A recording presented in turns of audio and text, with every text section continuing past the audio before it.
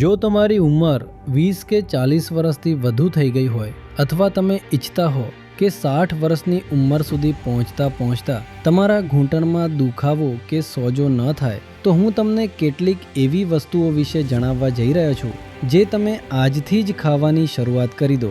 Number 1, કાળા તલ, ખસખસ, અખરોટ અને અળસી.